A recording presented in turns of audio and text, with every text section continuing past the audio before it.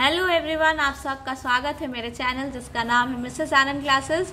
और मैं लेकर आई हूँ आपके लिए फिर से आज वीडियो 29 अगस्त 2022 का। तो आज का जो हमारा आर्टिकल है, India China war of words show Beijing in poor light for trying to pull its tensions with US, a country struggling to survive। तो ये कुछ वर्ड मीनिंग्स है जो इसमें काम आएंगे। चलिए, ये एक बहुत इंपॉर्टेंट आर्टिकल है। मैं आप सभी से रिक्वेस्ट करूंगी कि प्लीज इस आर्टिकल को मिस ना करें, इसको पूरा वॉच करें और अपने फ्रेंड्स के साथ शेयर करें। ये आपके जो स्टेट लेवल या फिर यूपीएससी IAS एग्जाम में पूछे जाते हैं, ये इंटरनेशनल अफेयर्स के ऊपर है। So please don't miss this article and watch out. चलिए हम लोग स्टार्ट करते हैं आज का ये article. The war of words between the Chinese ambassador and the Indian High Commission in Colombo over the Yongbang episode shows the India-China relationship in unseemly light in a third country. It puts host Sri Lanka already in a tough place, in a corner over its relations with both countries. Significantly, the Chinese envoy appeared to frame India-China tensions as part of the wider geopolitical rivalry between the US and China in the Indo-Pacific. Delhi's approach so far has been to de-link its difficult relationship with Beijing from its relations with the US and with other Quad members. This has helped prevent India's border issue with China from getting entangled in a big power race for the supremacy. यहाँ तक मैं आप सभी को explain करती हूँ। Hope so आप सभी ने मेरे साथ रीड किया हो, अगर नहीं तो काइंडली रीड। ये वाला आर्टिकल जो है उसमें ऑथर बताना चाह रहे हैं कि जो वॉर ऑफ वर्ड्स हुआ है चाइनीज एम्बेसडर और इंडियन हाई कमीशन के ऊपर, किस चीज पे ऊपर हुआ है? योंगबैंग एपिसोड। योंगबैंग क्या है? योंगबैंग क्या है आप सभी को पता है? नहीं पता है। तो योंगबैंग एक हमारा हार्बर पोर्ट है, कोस्ट है, ठीक है। उसके ऊपर एक बगावत हुई है, दोनों के बीच में बातों की वर्बल डिबेट हुआ है। इसमें से क्या शो हो रहा है कि इंडिया चाइना का जो रिलेशनशिप है वो अभी अच्छा नहीं है। जो होस्ट है हमारे श्रीलंका, वो ऑलरेडी टफ प्लेस में है क्योंकि उनका जो रिलेशन है वो दोनों कंट्रीज से, both India and China. Significantly the Chinese envoy का मतलब क्या होता है? तो चाइनीज मैसेंजर होते हैं, वो फ्रेम कर रहे India China tension as part. किस चीज का पार्ट है? Geopolitical rivalry. ये जो इंडिया चाइना का जो डिफरेंस आया है वो क्या बोल रहे हैं कि US एंड चाइना के बीच में जो है उस वजह से इंडिया और चाइना के बीच में आया। दिल्ली का जो अप्रोच है अभी तक का वो क्या है? डी-लिंक करना, मतलब लिंक ना रखना, ठीक है, कनेक्शन को ब्रेक करना with Beijing and from its relations with the US। मतलब अभी जो दिल्ली क्या कर रही है, वो उसने क्या किया है कि डिफिकल्ट रिलेशन है बेजिंग का US से और अदर क्वाड मेंबर्स से। तो ये क्या जो तरीका अप्रोच अपनाया है कि ये दोनों से अलग अलग टाइप के रिलेशंस रख रही है। तो this has helped in prevent India's border issue with China from getting entangled in a big power race for supremacy. इससे क्या हुआ है कि जो इंडिया का जो इशू है चाइना के साथ वो मिक्स्ड नहीं हुआ है। एंटैंगल्ड का मतलब क्या होता है? इन्वॉल्व नहीं हुआ है। Big power race for supremacy मतलब बिग जो इशू है, पावर रेस है सुप्रीमेसी के लिए, उसमें इन्वॉल्व नहीं हुआ है। ठीक है, यहाँ तक सभी को समझ में आया? प्लीज कमेंट बॉक्स पे कमेंट करके मुझे बताएं आप सभी को अगर समझ आया हो तो।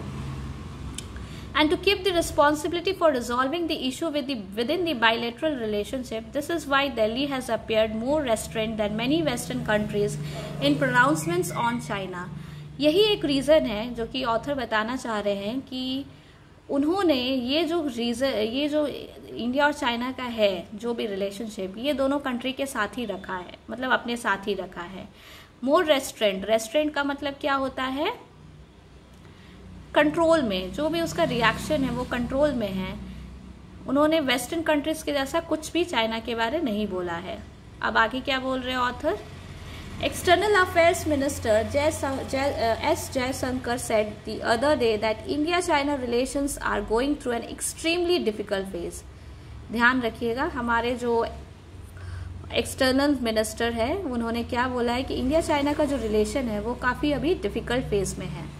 In recent statements on the Taiwan issue, India expressed concern and neutrally urged restraint, avoidance of unilateral actions to change status quo, de-escalation of tensions and efforts to maintain peace and stability in the region. अभी जो recent जो statement है आप सभी को पता होगा Taiwan के ऊपर में, तो इंडिया ने कंसर्न अपना दिया है, लेकिन उन्होंने बहुत ही कंट्रोल वे में दिया है। उन्होंने एक्शन लेंगे, लेकिन स्टेटस जो भी प्रेजेंट सिचुएशन है उसको चेंज करने के लिए D escalation of tension, D escalation का मतलब होता है रिडक्शन, टेंशन जो है उसको कम करने के लिए और पीस और स्टेबिलिटी के लिए उन्होंने बहुत ही न्यूट्रल रिएक्शन दिया है इंडिया ने। ठीक है, चलिए यहाँ तक आप सभी को समझ में आया हो तो प्लीज़ मेरे चैनल को सब्सक्राइब करें और अपने फ्रेंड्स के साथ, रिलेटिव्स के साथ शेयर करें ताकि बहुत सारे स्टूडेंट्स को मेरे इस चैनल का फ़ायदा हो सके, वो भी इस आर्टिकल्स को पढ़ सके, so that they can also Aspire for their exams, prepare for their exams. चलिए तो आगे हम लोग देखते हैं इस आर्टिकल को। It is surprising that after China's emphatic assertion that the ship had no military purpose, Chinese envoy Qi Zhanghong, who set off the spat with an article in a Sri Lanka publication, should draw a parallel between the visit of US House Speaker Nancy Pelosi to Taiwan and the Yongwang in Hambantota Port। अब यहाँ पे author क्या बोल रहे हैं कि China का जो प्यार भरा ये है कि उनका जो शिप है उसका कोई मिलिट्री पर्पस नहीं था। जो चाइनीज के जो मैसेंजर हैं किंग जैंग होंग, उन्होंने जो बोला है, सेट ऑफ दिस पार्ट जो बोला है आर्टिकल में कि टू ड्रॉ अ पैरेलल, मतलब दोनों चीज़ों को अलग रखना चाहिए। ड्रॉ अ पैरेलल का मतलब दोनों चीज़ों को, सिमिलर चीज़ों को डिफरेंट करना चाहिए, डिफरेंट से देखना चाहिए। नहीं, इनका कहने का मतलब था कि जो जो दो डिफरेंट चीज़ें हैं वो सिमिलर है। ठीक है, इनका जो विजिट था US house speaker Nancy Pelosi का जो ताइवान में था और योंगवांग का जो था हम्बनटोटा पोर्ट में, वो सिमिलर काम के लिए था। ठीक है, ये चाइनीज एनवॉय का मतलब कहने का मतलब था। उन्होंने दो अलग अलग काम किया लेकिन वो दोनों सिमिलर है। ठीक है, His assertion that China and Sri Lanka jointly safeguard each other's sovereignty, independence and territorial integrity. Colombo had made a statement during the Taiwan crisis reiterating its support for the One China policy, and that Sri Lanka had faced aggression from its northern neighbor are clearly attempts at escalating the row. जो इन्होंने बोला है Chinese envoy ने कि China और श्रीलंका दोनों साथ मिल के एक दूसरे के इंडिपेंडेंस, एक दूसरे के टेरिटरी का सेफ गार्ड करते हैं, मतलब कि सुरक्षा करते हैं। ठीक है, और श्रीलंका ने फेस्ड क्या किया, अग्रेशन, कहाँ से, नॉर्दर्न नेबर से। ठीक है, तो ये क्या है कि क्लियर अटेम्प्ट है। एस्केलेटिंग द रो का मतलब क्या है, आइए हम लोग देखते हैं। एस्केलेटिंग द रो मतलब होता है आपका किसी भी चीज़ को एस्केलेट करना। ठीक है, सीरियस बताना। तो ये क्या कर रहे हैं, जो चाइनीज एनवॉय बहुत चालाकी वाला काम कर रहे हैं। इन्होंने बोला है कि ये सब हम लोग दोनों, जो हम और श्रीलंका एक साथ है, चाइनीज एंड श्रीलंका साथ है और साथ में सब चीज़ का सेफ गार्ड करेंगे। तो ये क्या कर रहे हैं, सीरियस बना रहे हैं इस छोटे से बात को। The Indian high commission in turn accuse the Chinese envoy of violating diplomatic etiquette, which may be a personal trait or reflective of a national attitude, and said the Chinese ambassador had given the game away by giving a geopolitical color to the ship's visit.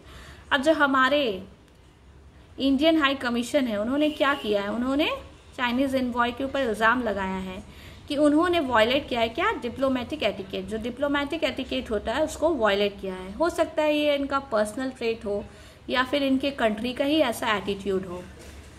और बोला है had given the game away. Game away का मतलब क्या होता है, कुछ secret को हटा देना। ठीक है, रिवील कर देना।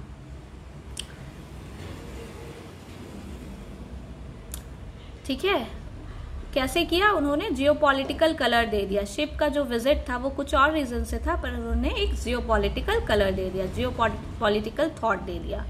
It also used the word militarization for the first time with reference to China's response to the Pelosi visit. जो हमारे इंडियन हाई कमीशन है उन्होंने पहली बार मिलिटराइजेशन का वर्ड यूज़ किया है। जो चाइना का रिस्पॉन्स था पेलोसी विजिट, जो यूएस के हाउस स्पीकर है नैन्सी पेलोसी, जो ताइवान गए थे, उसके विजिट के लिए जो इन्होंने बोला था कि दोनों सिमिलर ही हैं, दो डिफरेंट चीज़ है लेकिन सिमिलर चीज़ है, ठीक है, सिमिलर काम हुआ है दोनों में।